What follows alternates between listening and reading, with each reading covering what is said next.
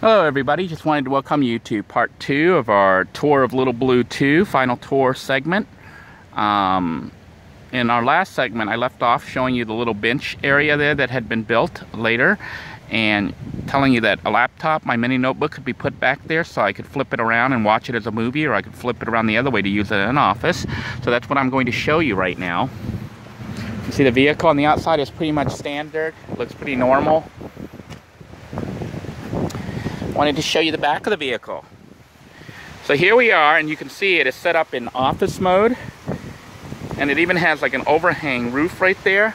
But you can essentially stand back here and work on the laptop, okay?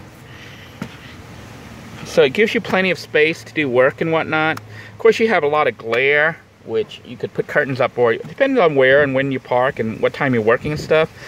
I have used it in this mode where I had to do some work and just, you know, real quick YouTube update or change or whatever when I had Wi-Fi access. You can see the fan here from the rear has a 12-volt plug. Let me show you the plug right here. I just kept the standard 12-volt plug, and I plug it into like the portable battery pack to get it to power up. As far as the back itself, I'm going to step back to show you a little bit. You can see we still have the boogie board that is strapped in place using the bungee cords. I use that with my son every once in a while when we go to the beach. The area back here used to be a kitchenette, but as you can see, it's no longer a kitchenette because I stopped using it as a kitchenette, even though it was great as a kitchenette. It gave me a lot of room to work and whatnot. And the drawers, they kind of like slide out, and I had like, I could put my rice cooker and whatnot here. I had different components. But right now, it's mostly, this area back here has been used mostly for storage. Okay? But if you want to build something like this on a minivan, I think it worked out great. You can watch in previous videos where I cooked, you know, in the back cooking eggs and whatnot, and the police came up, although I didn't get the police on camera. But there's lots of space for drawers that you can store food in, or clothing, or supplies, and then other just plain areas where you can store things. I do still have my sandwich maker, which I used on a couple segments to show you how this could be used to cook food. It runs off 120 volts, so it runs through the inverter cooking system. The inverter cooking system, which is up front there, I don't know if you can see it through on this camera here by the, see the fan there? Right below that, to the right of it, is the inverter system. And when I turn that on and have the engine up, I don't need to have the engine up, you know, to have 120 volts, but when I do cooking and stuff, I tend to have the engine on so that my house battery doesn't drain so fast. Because it's only a 35 amp hour battery unit, so if I tried to cook with it, it would only cook for like maybe 30 seconds, or if even that. By running the vehicle's engine, it continually recharges the house battery and the vehicle battery. Anyhow, when I do have it switched on, it actually plugs in, or has a cable from this multi-plug outlet that runs back there. So I have all these outlets for 120 volts, and I hook up 120 volt appliances here. For those of you who are new to all this, what you need to know is that electronic devices use a certain amount of energy, okay? And the best ones that you can get for living in a vehicle would be straight 12 volt units, because they would run right off an existing house battery system, a 12 volt system. But I didn't do that. Personally, I went with a 120 volt system, which a lot of people said, you know, that's not smart. But I did it for a reason. And the main reason was I wanted versatility. Okay, I knew that I only needed to run 120 volt devices to cook when I had my inverter system running. And I had tested it previously, and even throughout the 9 months of using the vehicle under actual field use, it worked just fine. It allowed me to cook using 120 volt devices, which were roughly 300 watts or smaller. My inverter will handle up to 750 watts, but I typically did not run more than 300 or 400 watts total through the unit.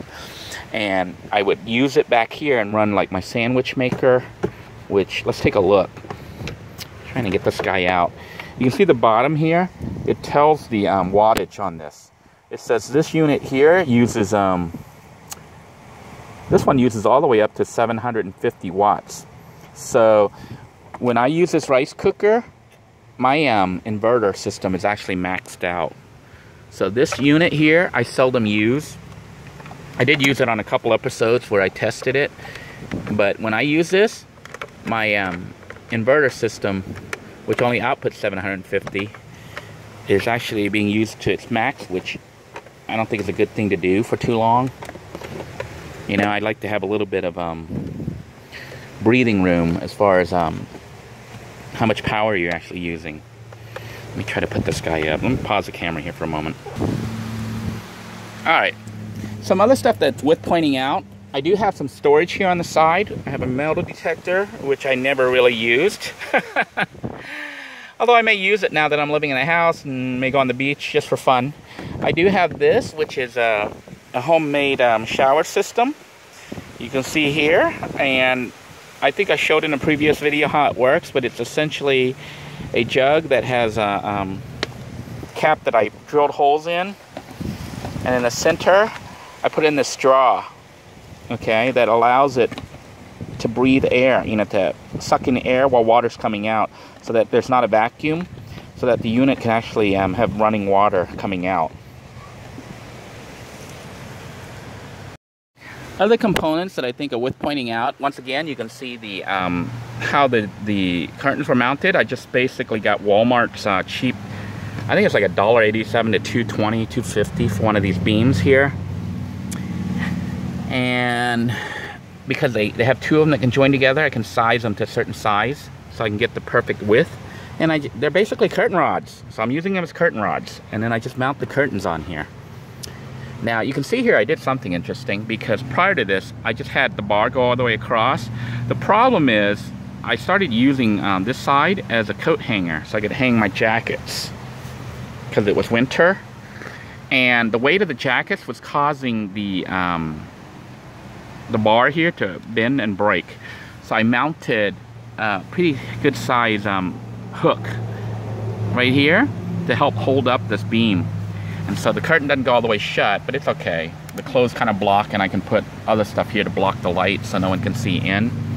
And on the side here, I actually have storage enough for a chair, a foldable portable chair, as well as a whole table unit that you might have seen at the hut where we had food and whatnot.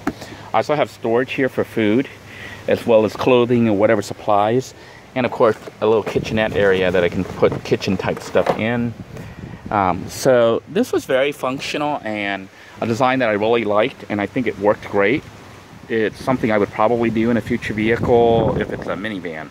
If I get a full size, of course, you know, full size van that is, I would maybe do something like this, maybe not. It just depends on the vehicle and what I actually end up deciding to do with it. But if you have a minivan, this is a potential design that may or may not work for you. It worked great for me. I also would put rolls of beach towels and regular towels up here so I can just grab them. You know, I just stack them up here and pull them off as needed. Something I wanted to point out is the mosquito netting here that you can see here in the windows. I'm going to shut this door so you can see what I'm talking about here. But you can see here the vehicle looks pretty much normal. But if you actually take a closer look, you're going to see that there's actually mosquito netting here. And what I did was I took mosquito netting and I covered up this whole window here. And I cut around the border like about 4 inches all around outside the border. So, you know, the mosquito netting was thicker, I mean bigger than the window. And I flipped it over to glue it on the inside here. And to glue it, I used this clear thing called like E3000 or whatever. It was supposed to dry clear, which it did. But just so you know, 8 months into this, 9 months into this, it's no longer clear. It has this ugly yellow. So would I recommend using that E6000 clear glue sealant thing? The answer is no. It makes this ugly yellow. So I would probably try to use, they used to have this black silicone. That's what I would use next time, is the black silicone to glue it in. But you can see I flipped it in, and then I glued, you know, this side, and I cut off the excess. So when the window shuts, it looks normal, And when it's open, it actually has mosquito netting, so I can open the windows without mosquitoes coming in. And the reason that's important is we're in Florida and there are mosquitoes all over the place. And if you know, I was at Camp Freedom 2. I was out in the boonies with mosquitoes everywhere. So mosquito netting, when you have your windows open, is very important. And I didn't have a lot of condensation issues with my vehicle as other vanners have experienced. Probably because I'm not in the north where it's cold outside and warm inside your vehicle. But also probably because my two rear windows, this one and this other side here, you can see both are screened, were always left fully open. I always left them popped open like that. So I always had venting. And then what I would do is actually, the front here, I rolled the window down about like an inch or two, about an inch or so, like right there, and just left air there to run through. But when I was at Camp Freedom 2, because of the mosquito issue, I did shut the front doors, the front windows completely and just vented directly from the rear. And that worked pretty good. I have made in previous episodes a little window cover they covered here so that I had screening all the way around. But even though that worked, I found that mosquitoes actually fly up underneath. I don't know why they do that, or if they're just smart enough to know that, but they would fly up underneath the screening, then go around and get inside still. So that didn't work so well. I mean, it did keep some out, rather than having them just do a straight line, beeline into you and suck your blood. But I didn't use it. I stopped using it, okay? And that's pretty much the modifications that were done to this vehicle to make it a full-time live-in vehicle. The other thing, modifications that were done, didn't have to do anything with living, but safety. I did install these side mirrors here, these little curved mirrors, so you could see all around the vehicle. In the future, instead of installing it on the inside, if I was doing this again, I would probably put this curved mirror right here on the outside, so you get a wider field of angle for viewing. So future builds, when I do a van, and which I do recommend these, putting these auxiliary mirrors here. They're only like $2 or $3 at Walmart. They have them elsewhere, but I did all my shopping pretty much at Walmart for this vehicle. Walmart and Home Depot. But anyhow, you can take this and put it on the outside and then get yourself a better field of vision, okay? The vehicle itself, as you can see, looks very normal. To show you here with it kind of shut down.